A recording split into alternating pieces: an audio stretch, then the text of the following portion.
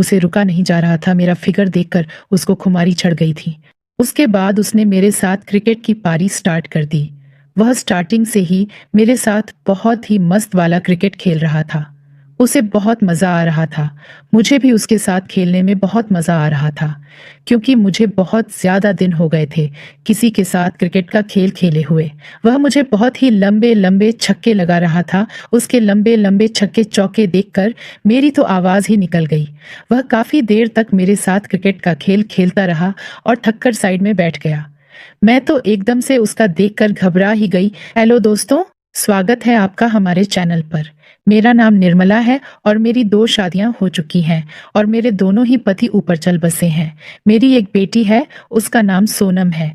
वह अभी 25 साल की है। जब मेरे दूसरे पति की भी मौत हो गई तो घर चलाना बहुत मुश्किल हो गया था। मेरे पति की प्राइवेट जॉब थी और हमारा घर भी लोन पर ही लिया हुआ था। पति की मौत के बाद मैं एक फैक्ट्री में सामान पैकिंग करने का काम करने लगी थी। मेरी बेटी सोनम कॉलेज में पढ़ती थी और वह छोटे बच्चों को प्राइवेट ट्यूशन भी दिया करती थी। अभी तक तो सब ठीक चल रहा था, मगर नसीब को कुछ और ही मंजूर था। कुछ दिन बाद ही फैक्ट्री बंद हो गई और अब मैं घर में खाली बैठ गई थी। बेटी जो ट्यूशन दे रही थी, उसी से ही घर का थोड़ा खर्च चल रहा था। घर के लोन के लिए पैसे नहीं बच रहे थे, इसलिए लोन भी नहीं चुकाया जा रहा था।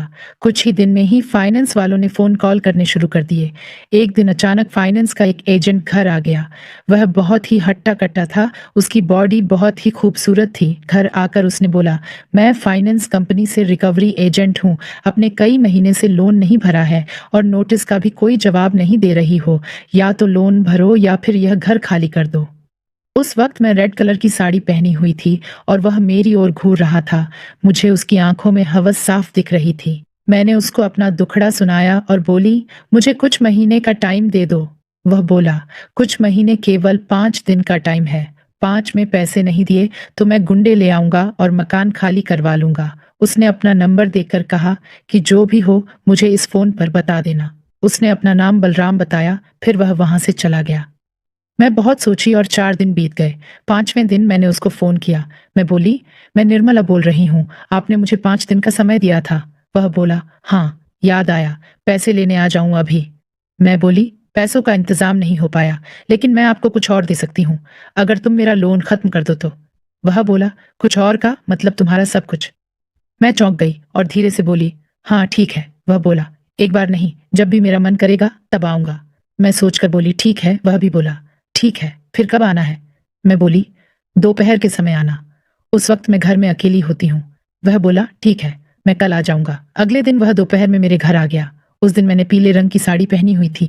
वह आते ही मुझ पर टूट पड़ा, लेकिन मैंने उसको पीछे धकेल दिया। मैं बोली, ऐसे नहीं, पहले लोन और मकान के कागज बाहर रखो।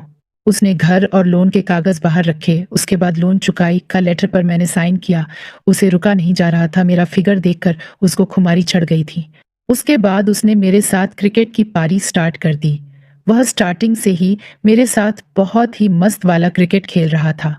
उसे बहुत मज़ा आ रहा था। मुझे भी उसके साथ खेलने में बहुत मज़ा आ रहा था, क्योंकि मुझे बहुत ज़्यादा दिन हो गए थे किसी के साथ क्रिकेट का खेल खेले हुए। वह मुझे बहुत ही लंबे लंबे छक्के लगा रहा था। उसके लंबे लंबे छक्के चौके देखकर मेरी तो आवाज़ ही निकल गई।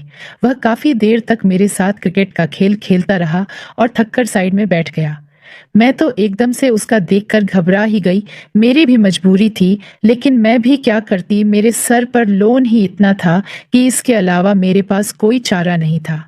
मेरे दोनों ही काम निकल रहे थे। एक तो मेरा लोन भी चुकता हो रहा था और दूसरा मैं आनंद भी ले रही थी।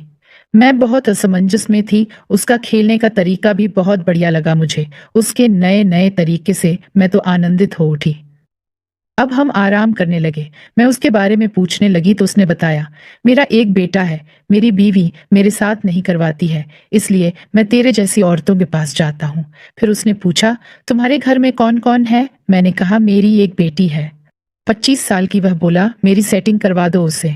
मैंने उसको गुस्से से देखा तो वह बोला मजाक कर रहा था।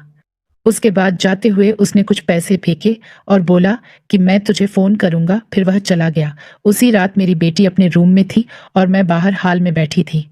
तभी उसकी कॉल आई। बोला, जाने मन दिन में किया हुआ कार्यक्रम याद आ रहा है। मैंने कहा, तो अभी अपनी बीवी के साथ भी कर लो। वह बोला, वह सो गई है, काश तुम मेरी बीवी होती। मैंने कहा, तो रात निकल जाने दे, कल फिर से आ जाना। वह बोला, मैंने एक वीडियो भेजा है, देखो जरा। मैंने वीडियो खोलकर देखा तो उसमें हमारे दिन में खेले हुए क्रिकेट का सारा वीडियो था। मैं देखकर चौंक गई उसे। मैंने कहा, तूने ये वीडियो क्यों बनाई, डिलीट करो। वह बोला, तुम अपनी बेटी को भी बोलकर मेरे साथ क्रिकेट खेलने के लिए बोलो, नहीं तो मैं तेरा वीडियो इंटरनेट पर डाल दूंगा। मैं बहुत रोई, पर वह नहीं माना। मैंने कहा, ठीक है, कल घर आ जा, आने के बाद बात करेंगे। दूसरे दिन वह मेरे घर आ गया।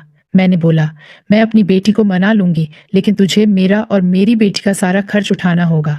वह बोला, ठीक है, मैं उठाऊंगा, लेकिन तुझे वही करना होगा जो मैं कहूंगा। मैं बोली, ठीक है। उसके बाद जब मेरी बेटी कॉलेज से वापस घर आई तो मैंने उसे सारी बात बताई। मैंने उसे बोला कि बेटी, हमारी एक मजबूरी बन गई है कि मुझे यह सब कुछ करना पड़ रहा है। अगर सारे काम में तुम भी मेरा साथ दोगी तो हमारे घर की माली हालात और भी सुधर जाएगी और हम लोन से भी पूरी तरह से मुक्त हो जाएंगे। पहले तो मेरी बेटी ने बिल्कुल ही मना कर दिया। मैंने भी उसे ज्यादा फोर्स नहीं किया, लेकिन मेरी बेटी बहुत समझदार थी। उसने काफी सोच समझकर मुझे अपना निर्णय बताया।